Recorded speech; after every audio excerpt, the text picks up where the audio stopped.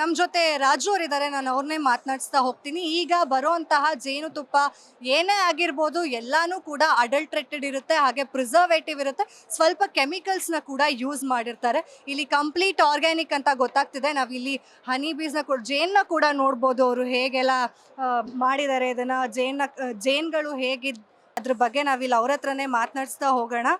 Sir, explain ಮಾಡಿ, ಹೇಗೆ ಬೆಳೆಸ್ಬೋದು ಇದು? ನಾವು ಮನೇಲೂ ಬೆಳೆಸ್ಬೋದಾ ಅಥವಾ ರೈತರು ಇದನ್ನ ಬೆಳೆಸ್ಬೋದಾ, ಹೇಗೆ ಅಂತ? ಮೇಡಮ್, ಈಗ ತೋಟಗಾರಿಕೆ ಇಲಾಖೆಯಲ್ಲಿ ಸಬ್ಸಿಡಿಯಲ್ಲಿ ಕೊಡ್ತಾ ಇದ್ದಾರೆ, ಎಲ್ಲರಿಗೂ ಬಾಕ್ಸ್ ಕೊಡ್ತಾ ಇದೀವಿ ನಾವು.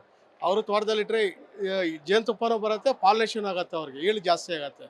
ತೆಂಗಿನ ಮರದಲ್ಲಿಟ್ಟರೆ ಈಲ್ಡ್ ಜಾಸ್ತಿ ಆಗುತ್ತೆ, ಸೂರ್ಯಕಾಂತಿ, ಎಳ್ಳು, ತೊಗರಿ ಎಲ್ಲ ಇಟ್ಟರೆ ಅವ್ರ ಈಲ್ಡ್ ಜಾಸ್ತಿ ಬರುತ್ತೆ. ನಮ್ಗೆ ಇಂಡೈರೆಕ್ಟಾಗಿ ಜೇನುತುಪ್ಪ ಬರುತ್ತೆ. ನಮಗೆ ಜೇನುತುಪ್ಪ ಪರಿಶುದ್ಧವಾದ ಜೇನುತುಪ್ಪ ಸಿಗುತ್ತೆ ನಮಗೆ.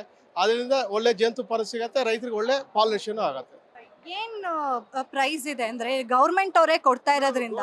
ಗೌರ್ಮೆಂಟ್ನಿಂದ 1125 ರೂಪಾಯಿ ಒಂದು ಬಾಕ್ಸ್ಗೆ. ಅವರು 75% ನಮಗೆ ಸಬ್ಸಿಡಿ ಕೊಡ್ತಾರೆ. ಥ್ರೂಔಟ್ ನಮ್ಮ ಕಂಪ್ನಿಗೆ ಅಮೌಂಟ್ ಬರುತ್ತೆ. ನಾವು ರೈತರಿಗೆ ಬಾಕ್ಸ್ ತಗೊಂಡೋಗಿ ಅವ್ರು ಕೊಡ್ತೀವಿ ನಾವು. ಅಂದ್ರೆ ಇವಾಗ ನೀವು ಹೇಳಿದ್ರಿ ತಂಗಿನ ಮರದಲ್ಲಿ ಅಥವಾ ಸೂರ್ಯಕಾಂತಿ ಇದ್ರಲ್ಲಿ ಇಡಬೇಕು ಅಂತ. ಅಂದ್ರೆ ಇದು ಹೊರಗಡೆ ಬರಕ್ಕೆ ಚಾನ್ಸಸ್ ಇದೆಯಾ? ಹೋಗಿ ಮತ್ತೆ ವಾಪಸ್ ಆ ಬಾಕ್ಸಲ್ಲೇ ಹೋಗೋದ? ಯಾವ ತರ ವರ್ಕ್ ಆಗುತ್ತೆ ಅಂತ? ಅದು ಹೊರಗು ಬಾಕ್ಸ್ ಇಟ್ಟಿರ್ತೀವಿ ನಾವು. ಆ ಬಾಕ್ಸಲ್ಲಿ ಹೊರಗೆ ಹೋಗೋದು, ಹೊರಗೆ ಬರೋದು ಮಾಡ್ತಾ ಇರ್ತೀವಿ. ಈಗ ನಮ್ಮ ಮನೆಗೆ ನಾವು ಹೆಂಗೆ ಹೋಗ್ತೀವಿ ಹಂಗೆ ಎಷ್ಟೇ ದೂರ ಹೋಗಿದ್ರೆ ಅದು ಮನೆಗೆ ಅದು ವಾಪಸ್ ಬರುತ್ತೆ. ಇದೆಲ್ಲ ಟ್ರೈನ್ಡ್ ಜೇನು ಅಂತನಾ? ಇಲ್ಲ, ಟ್ರೈನ್ ಇಲ್ಲ. ಅದೇ ಟ್ರೈನ್ ನಾವು ಒಂದು ಕಡೆ ಎತ್ಕೊಂಡೋಗಿದ್ರೆ ನಾವು ಸೂಕ್ಷ್ಮವಾಗಿ ಹ್ಯಾಂಡ್ಲ್ ಮಾಡಿದ್ರೆ ಅದೇನು ಮಾಡಲ್ಲ, ನಮ್ಮನ್ನು ಕಡಿಯೋದು ಪಡೆಯೋದು ಏನು ಮಾಡಲ್ಲ. ಸೂಕ್ಷ್ಮವಾಗಿ ಹ್ಯಾಂಡ್ಲ್ ಮಾಡ್ಬೇಕು ನಾವು ಅದನ್ನು.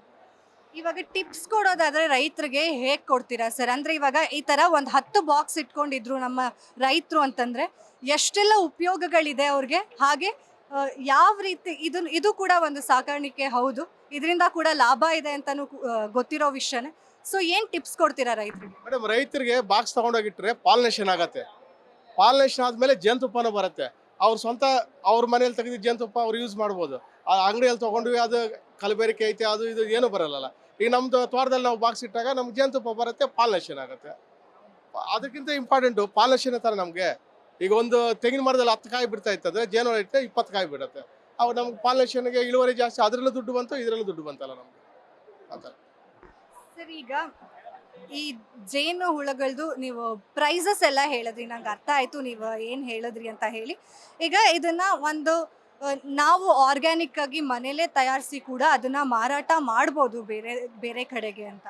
ಮೇಡಮ್, ಈಗ ನಮ್ಮ ಹೊಲದಲ್ಲಿ ಜೇನುತುಪ್ಪ ಬಂತಂದ್ರೆ ನಮ್ಮ ಮನೆ ಮುಂದೆನೇ ಒಂದು ಬೋರ್ಡ್ ಹಾಕೊಂಡ್ರೆ ಸಾಕು. ನಾವು ಈ ಥರ ಪರಿಶುದ್ಧವಾದ ಜೇನುತುಪ್ಪ ಸಿಗುತ್ತದೆ ಅಂತ ಹಾಕಿದ್ರೆ ಈಗ ಬಂದು ಹಾಲು ಎಲ್ಲ ತೊಗೊಂಡು ಹೋಗ್ತಾರಲ್ಲ, ಅದು ಇದು ತೊಗೊಂಡು ಹೋಗ್ತಾರೆ. ಕರೆಕ್ಟಾಗಿ ಅವ್ರಿಗೆ ಒಳ್ಳೆ ಜೇನುತುಪ್ಪ ಸಿಗತ್ತಲ್ಲ ಈಗ ನಮ್ಮ ಹಳ್ಳಿಯಲ್ಲಿ, ಒಳ್ಳೆಯದು ಅವ್ರಿಗೆ.